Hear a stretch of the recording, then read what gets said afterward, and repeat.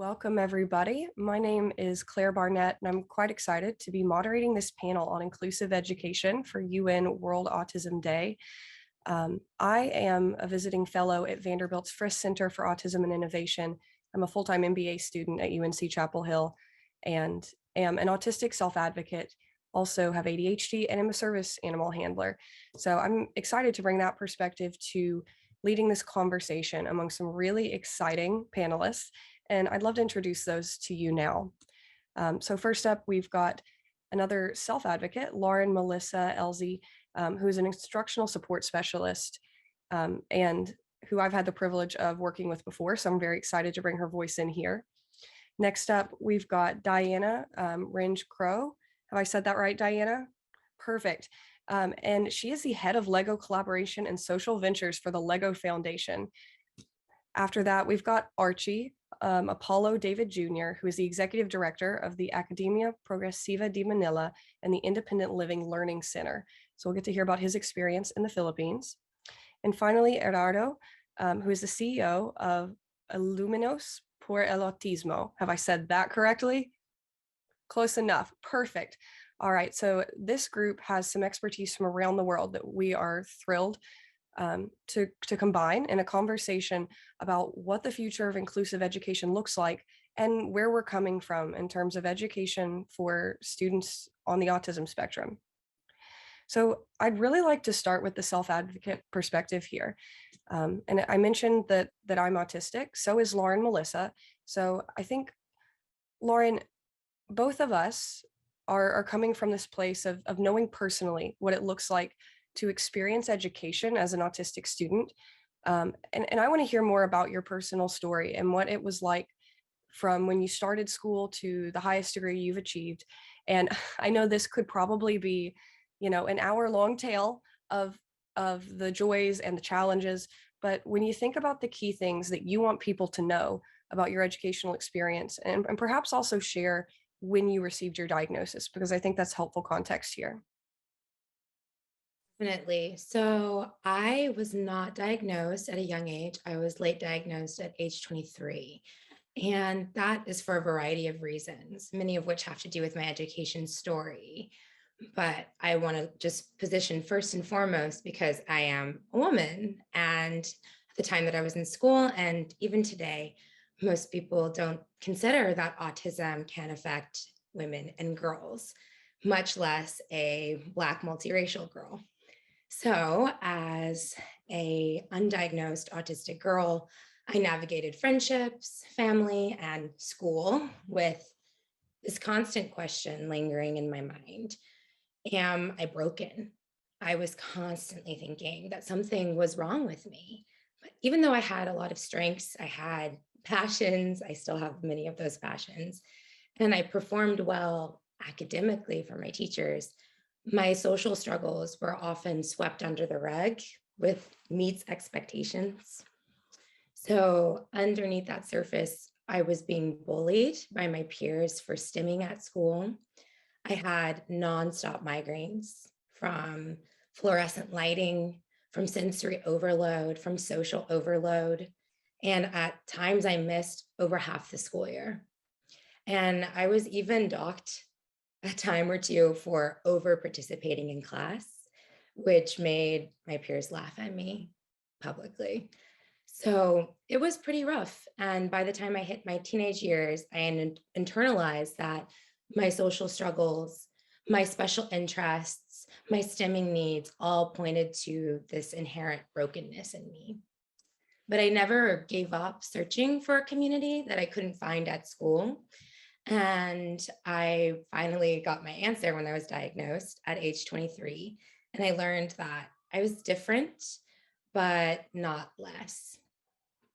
So today I see, and back then too, some amazing educators who have realized that a huge struggle for autistic students is not that we need to learn how to be like non-autistic people, that we need to treat all students with dignity and respect, that we can learn to accept differences and value unique strengths.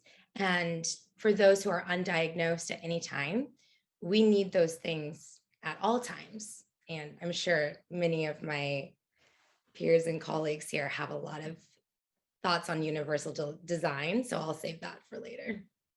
Wow. Lauren, Melissa, hearing you tell your story, which I've heard before, remains powerful because it speaks to a reality of miss or under diagnosis in certain populations in particular. And I'm certain that's something we're going to come back to as we continue this conversation. But as someone else who also received a diagnosis relatively late, I was in my second year of undergraduate at Vanderbilt University in Nashville, Tennessee, and I was 19 years old. And so to go through most of the traditional education system without knowing what was different, it's not a unique experience, which is really disappointing. And I think that's something I would love for educators to keep in mind is you may have students in your classroom who, even if like you or I, um, don't struggle academically, they're seeing some social challenges, some sensory challenges, and maybe some certain learning challenges, even if they're not, failing overall in classes, that even if they don't come in with a label, there might be a way that you can be perceptive and say, perhaps you're on the spectrum and maybe not, right? Maybe it's another learning disability, maybe it's something else challenging, but stay aware you may have undiagnosed students in your spaces.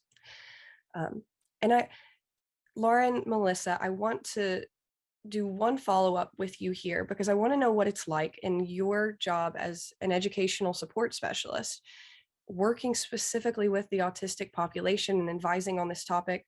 What have you mostly taken away from your experience to your job? And specifically, what within your job have you learned about students that aren't as much like you or I, but are just the same on the autism spectrum and have unique learning needs? Uh, that's a big one. What have I learned about autistic learners as an instructional support specialist? And I think that one thing, one thing, if I have to choose, that I'll bring into this space is there's a trend where schools talk about looking at autistic students as people first, and then the disability second. And yeah, of course, we need to see autistic people as people. We are people, like, hi. And we are people with a neurological difference, a neurodevelopmental disability. But I don't want to be seen as a person first and then an autistic person second. I don't I don't see myself in that way. I would like to be seen as an autistic person at the same time, and that is human. And I would appreciate it if we looked at our autistic students as students with a diversity of strengths and areas of growth that deserve different educational and teaching methods. If someone sees a student as a person first and then autism second, and never just together and together being a wonderful place to be, a human place to be, then educators will most likely view autism as a problem or as something to overcome. They're a person and they must overcome this second thing.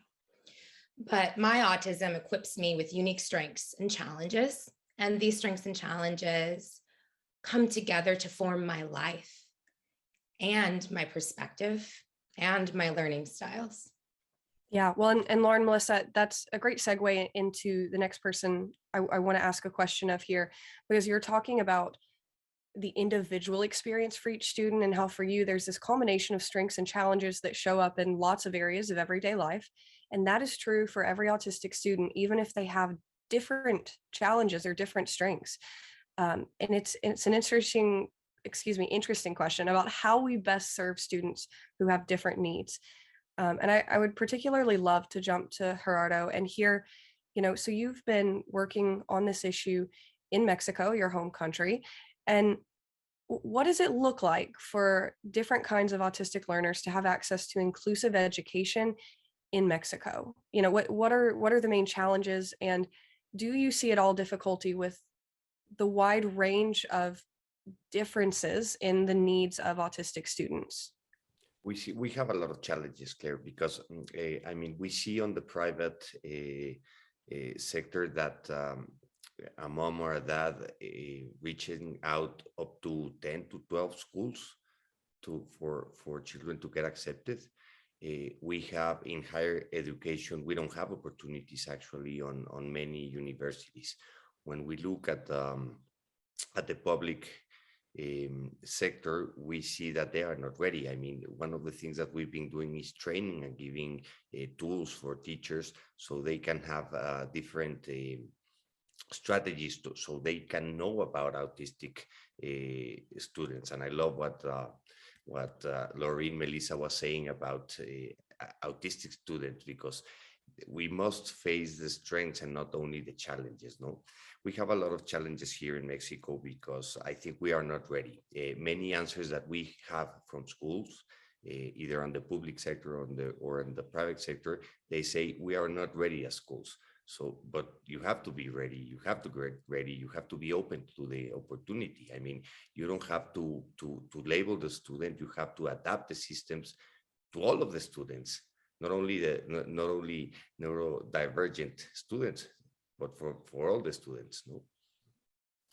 Well, Gerardo, I appreciate you bringing that piece in, because a lot of times we hear the term special needs to refer to students with autism or other disabilities, and it's a term that's not as popular with self-advocates, because the idea that any human's basic needs to learn or to exist are special comes across as a bit patronizing and can make them seem like a burden.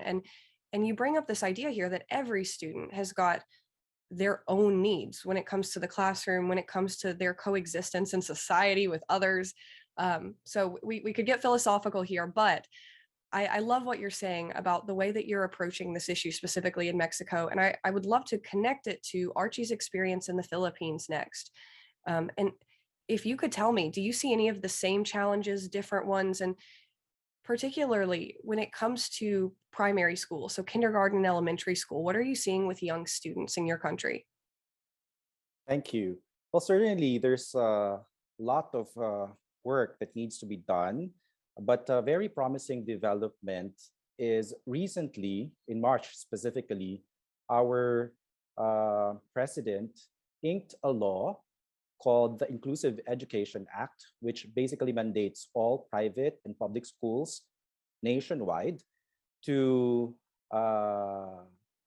give students of all abilities access to inclusive education. But this came very recently, so expectedly, many schools still find themselves ill-equipped for this. So this inspired me to set up an organization that works with local government units in setting up community-based therapy and education programs. And this entails working very closely with the Department of Education, particularly with the different schools divisions. We believe that one gap that remains unaddressed in terms of our efforts towards building a more inclusive ecosystem, school ecosystem, is the lack of intentional training programs to help neurotypical children to be more inclusive towards their peers. I observed that many of our government's efforts are centered on training the teachers and staff, and rightfully so, as well as providing schools with appropriate facilities, equipment, but majority of the people in a school system are neurotypical students. Sure, many of them might learn from, modeling of their teachers, from intermittent reminders and advice from their parents, but are there really intentional and deliberate programs or curricular enrichments that are institutionalized in schools? This led us to create modules which we call DIMPLES, which stand for Diversity and Inclusion Modules for Preschool to Late Elementary Students. I love the name because we know that dimples, technically speaking, are anatomical anomalies, but yet they're widely considered as beauty marks, aren't they? Well, at least in the Philippines.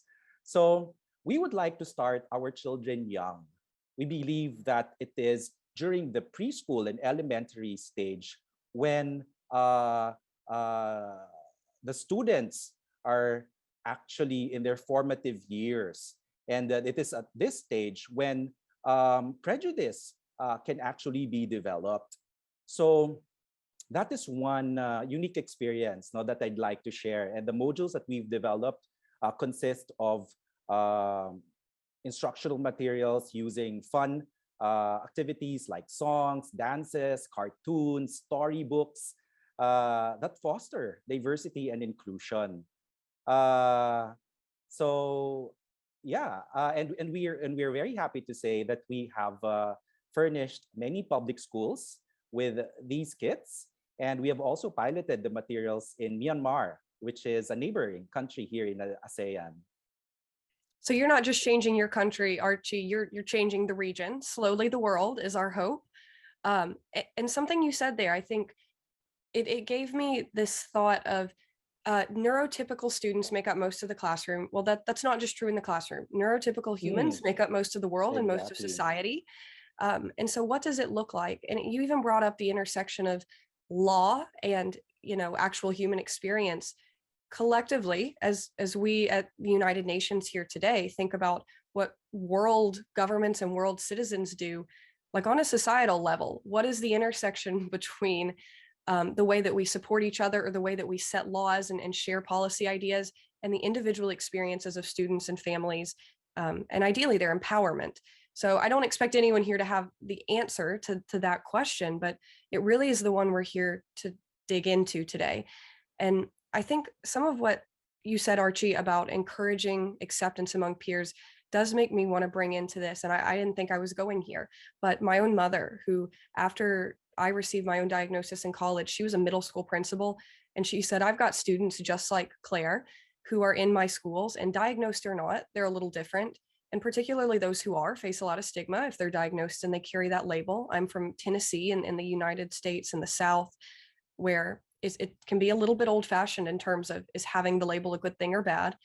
And she created a program where every year during the month of April, not that inclusion doesn't happen year round, but every single teacher in the school during a certain period of the day was going to talk to their middle schoolers about what neurodiversity meant, and not just autism, but the idea of there are people around you who may interact differently and have different strengths and have sensory differences, and it's normal. And it's a key developmental age like preschool, because middle school is a time when a lot of your social understanding is forming. So that's, my mom is Dr. Laura Barnett, and she's a professor at Austin Peay State University. So I want to give her a call out, because I think that's the kind of program that she implemented when she was a middle school principal that could have impact in any context at that key sort of adolescent age.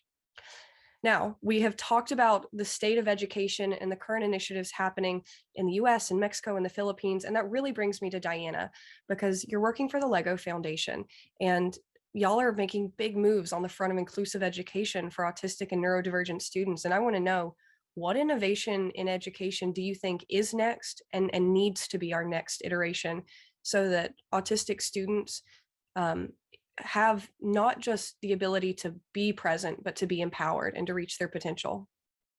Yeah, thanks so much, Claire. So at the Lego Foundation, we really see that education solutions and meaningful innovation are currently lacking for autistic children. To date, we believe that education technology, methodologies, and also facilitation methods are mostly adapted to, rather than specifically designed for neurodivergent children. And as such, we see that there is a real need for further investments to help close this gap, but also to provide all children an equal opportunity to develop the skills needed to thrive in the 21st century. So in the Lego Foundation, we believe that innovative, playful learning approaches have an important role here, because play helps children find and hone their strengths and also build essential skills such as social and communication skills. And play also allows children to learn through a style that is as different and adaptable as children themselves. So some children prefer learning through moving rather than sitting at a desk. And for them, play is ideal to get up, experiment, try, have a hands-on, minds-on experience. Other children, they like the order and calm because maybe the world is already noisy enough. And for them, play can come with rules, and it can also come with routines that everyone can follow. At the foundation, we want to show that education innovation shouldn't be limited to schools, because as we know, learning happens everywhere. I mean, it's at school, at home, in communities. So on April 7th, we announced the Play for All Accelerator program, through which we'll be providing expertise and also equity-free funding for organizations who wish to support neurodivergent children with play-based learning. And we really hope that we will discover, also inspire and scale innovations that can help develop playful learning in all of these settings. Well, and Diana, your comment about play-based learning and it's not even a comment, it's your whole mission about play-based learning as a way to bring in autistic students, I think is really essential, because the traditional format is to sit, read, write, and listen. And so that format does work for some students on the spectrum, but for a lot it doesn't. And especially those of us who also have a diagnosis of ADHD. I know, I did not struggle in school, but the hardest thing I did was listen through anything. I would teach it to myself later because I needed to interact with the content, right? And that's something play-based learning can do for students around the world, because of what the LEGO Foundation is doing. So thank you for your work. And it actually, talking about the LEGO Foundation brings me back to something I want to bring in Laura and Melissa on, which is, what do you guys feel, and this may be a bit of a conversation, is the role of organizations versus self-advocates to direct where the future of inclusive education goes for students on the autism spectrum? And when I say students, we're particularly talking school age through college, but even like adults continue to be learners. So part of this is about the direction of the advocacy movement as a whole. So where do you guys see the position of people who are autistic speaking up and directing this versus organizations with research and funding? First off, I would ask those organizations to look at who they're hiring and whether or not there are autistic people on their boards, on their Love team. that. If autistic individuals are delivering the training that we're talking about that educators need. And then that training, which I'm so glad everyone is bringing into this space, is so important, and it needs to be high quality. It needs to include early childhood and secondary, because our young children that are autistic grow into high schoolers that are autistic, and high school teachers need to know how to have an inclusive environment at that age as well. And that training has got to include and center autistic voices, in whatever way. So even if a facilitator of a training is not autistic themselves, are autistic voices embedded in the training? Are they present in those slides? Are voices in that room? Because we really can't be talking about autistic people without autistic people there in some way. And I also want to bring in that training, and this is just something that I have to throw in because I'm really passionate about this. Where's the research coming from in those trainings?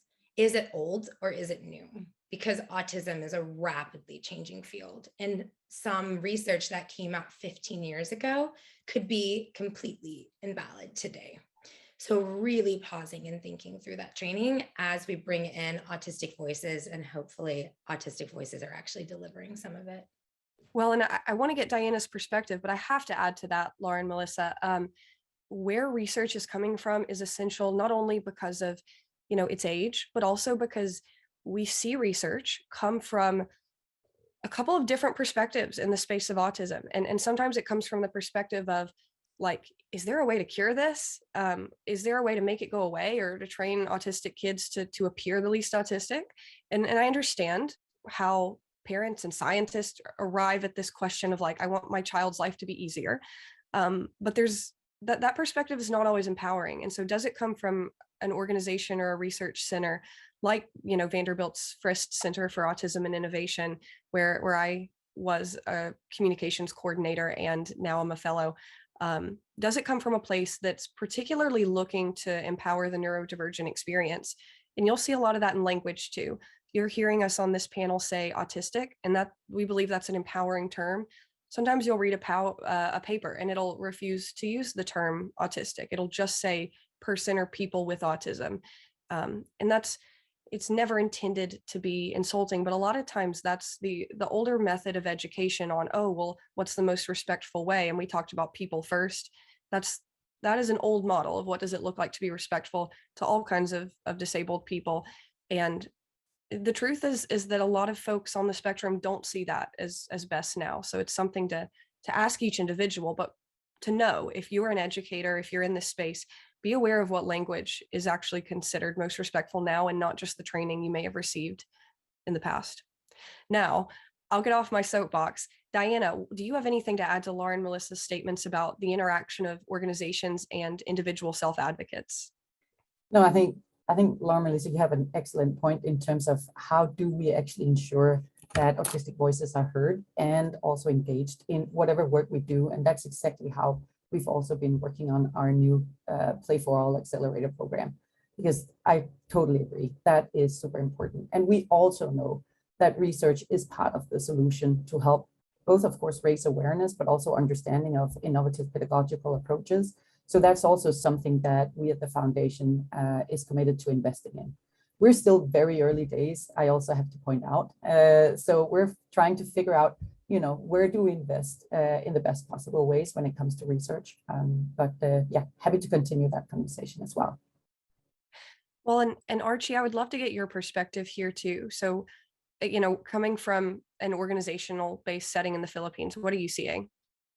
Well, definitely, I agree that self-advocates really need to be at the forefront in all these undertakings. But in the Philippines, our experiences, many of our initiatives actually take off more successfully when we also involve their parents. So we have very empowered parent organizations, and conversing with many of them, they feel that since many of their children are unable to express themselves, I guess in a way that most people would understand them, they feel that they are also in a good position to help advocate for their children. In the Philippines, apart from coordinating with self-advocate groups, parent organizations, we also need to do a lot of work building relationships with local governments, because that's where the funding comes from. We, as an organization, taught ourselves how to write proposals for grants. But what we have discovered is relying on funding from foundations, for example, isn't very sustainable, because at one point they'd say they'd like to move on to the next project. So what happens next? So that's why if we partner with LGUs or local government units and they have passed, say, ordinances to allocate budget for CWA programs, then these programs are guaranteed sustainability, because government doesn't really run out of money. And I'd like to share also, speaking of laws, in the Philippines, we passed the special, it's a long law. It's an old law, so it's still called the Special Education Act, which basically mandates local governments to allocate 1% of real estate property taxes collected by LGUs for programs pertinent to the education of differently abled students. So I guess as advocates, as professionals, we too have to educate ourselves about laws. We can invoke these laws to be able to gather support for programs that we'd like to set up for and with the PWD sector. Yes, just yes to pretty much all of it. Your comment about bringing in families and parents near the beginning and that bringing power to it. And, I do want to recognize there that this is a really tough conversation when it comes to education, is who gets to speak for students who don't communicate traditionally, right? Because they still have opinions and still have perspectives and experiences and ways of communicating those that may be not as direct as stating them verbally. It might be writing or picture boarding or body language. And so, it's not that someone else speaks on their behalf, but who do we have that we can bring into the picture who can provide support in interpreting that communication into a format that most people are familiar with, so that their voices continue to be heard in the space, right? Because it's easy to look at Lauren, Melissa, or I as self-advocates and say, oh yes, you can give us several sentences on any topic in this advocacy area you'd like. But what are we doing to bring students into the conversation who maybe wouldn't speak on this panel with their own out loud voice, but how are they still as important a part of this conversation? And we could get into adaptive communication. The UN focused on that for World Autism Day a few years ago. There are some really interesting places this could go. But for the sake of time, let's bring it back to education. And I want to jump back here as we get near the end of our conversation to Gerardo, because I've seen you nodding along. And I know with your experience in Mexico and the organization that you're a huge part of, you are seeing something played out in the educational space, not just personally, or not just professionally, but also personally. And I would love to know what you bring to this personally, how that motivates you, and where you see, as someone who is a family member, this, the future of inclusive education going. Thank you. Well, I mean, I've been nodding a lot because, well, for example, was Archie saying about the NGU's funding in Mexico, we don't have any funding from the government, so it's very hard as organizational. I think we have to build a community, and I think self-advocates and organizations must work together because we have the same goal, for our children or for our families or for people in general, And I think, and I want to share some thoughts that I've been writing about your question. But I think that the problem is that we see autism as the problem. We see the problem, students with special needs, and I quote it because all of us as human beings have special needs. I mean that, and we must understand it, And the problem is the education systems as a whole, not the autistic, not the problem is not the problem. I think we have to shift perspective and change the narrative. I think that we must understand that people on the spectrum is not the responsibility of his teaching aid. We see a lot of that in Mexico, where you have to bring in someone, a teaching aid, a monitor, or whatever it's called in any country, And but I think that the responsibility is for the whole school, for the whole community, not only for their monitor or their teaching aid, I think that we must understand that regular education, as we understand it, and I put it in quotes, the regular education has a lot to learn from what we think as special education, and I quote it, because it focuses on adapting the system so the student develops all his potential, and I think that should be education itself. And I want to share you a brief story that I've been living with my son on his school, that we've been doing a lot of awareness since he's now 12. He's now 12. We've been working with that school for 8 years now. And 3 years ago, before the virtual world, there was an activity with parents, and I was talking to some of his friends that how does Alvaro is doing at school, how does he behaving, And one of his friends comes up and says, "Oh, he gets up and he goes with his canceling headphones, running around the classroom and everything." And I was like, okay, And I tell to Sandro, Sandro, do you know that Alvaro is autistic? And he just looks at me and says, and?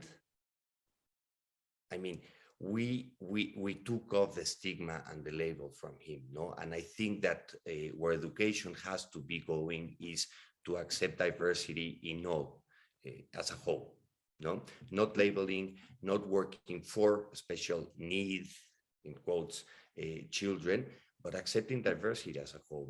And I think, and that's where I believe and strongly believe that what we believe as special education right now is going to be the future for regular education. As it should be. I love your statement, Gerardo, about adapting to every student's needs so they meet their potential. That's exactly what education is for. And wow, there are so many things I would love to ask you guys.